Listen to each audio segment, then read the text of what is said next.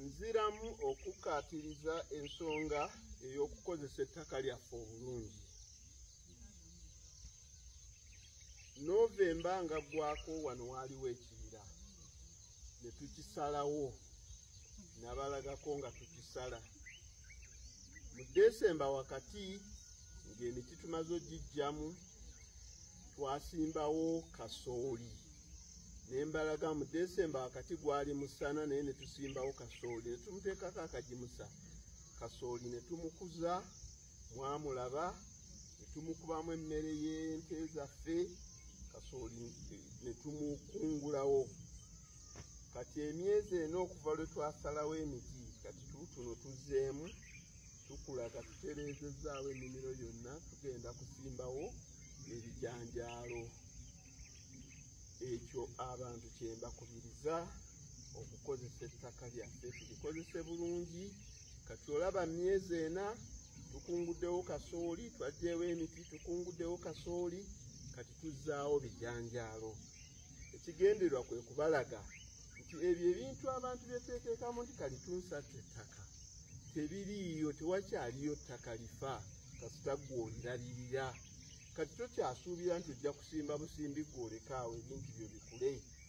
Ekyokubiri mbalaga nti omuntu bw'aba nga yeefunyiridde ku kintu ky'ayagala akifunamu ky'ayagala. Kati ffe twakungulawo kasooli, kati tusimbamu bijanjaalo. Katonda bw'anaaba ayagadde tujja bikungulawo, naye ng'ate n'emiti gyaffe giigino gikula gyeyongerayo. So ekigendererwa kwe kubalaga nti tukozese ettaka lyaffe, tukozese ebintu byaffe Katonda Uganda bye yatuwa.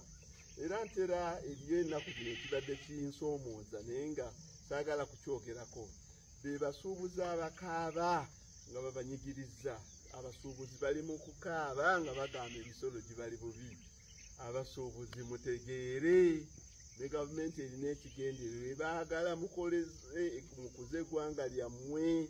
Muli balungi nnyo mutuleetera ebintu era tubyagala. Kuba singa temubireeta ate twalikozesezzaaki.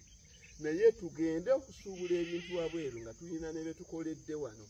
Kati gwe teebereza nti singa omuntu singa nze nasiima nti wano kansimbewo butunda ne mbulabirira nga bwe ndabirira bino, olowooza saalibadde sikungula wano obutunda bulungi. N'oba ng'ogenda obutunda e China, n'oba ng'ogenda obukolamu juice gw'ogenda okutunda e South Sudan, n'olwoka oleeta ebintu ebirala nga olina by'otutteyo okutunda.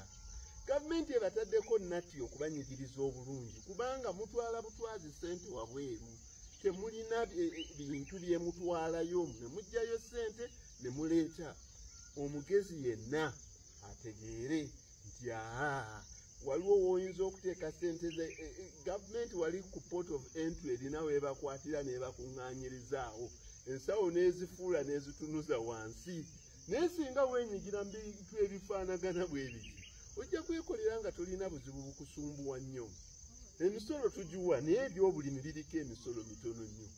Kati olime kasooli wo n'ebijanjaalo byo, omusolo baagugereka batya ku kasooli?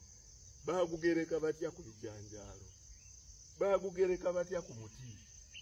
So bwe munaategeerera nti babalagira kudda wammwe, babalagira kudda ku ttaka lyammwe, mukole ebintu mu bulungi, naffe tukuze eggwanga lyaffe, tulime ebintu kuba lino eggwanga limi, tulime ebintu tubitwale wabweru tulooke tusuubule.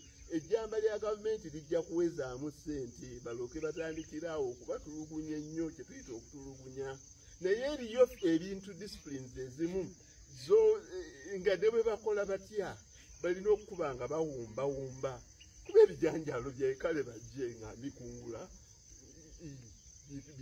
bye tugenda okuliisa abakozi baffe, oba ku kasooli gwe tukubyemu sayire. Katulindirire omusolo gwe banaagenda okugereka bateeke ku sayire. Naye ne bw'oba oleeta kikwanso, ne bw'oba oleeta TV, ne bw'oba oleeta giribwa yaabwe kizibu nnyo okugisimattuka. So nga ate wano osobola okwekolera ebintu byombalaze myezi ena ebintu ebikoleddwa wano ku ttaka lino mbibalaze ate n'obiraba nga omuntu abifunamu. Naye nga olw'okuba nga bikuza eggwanga engeri y'okubinyuunyuutamu banyuunyuuta balekeraawo.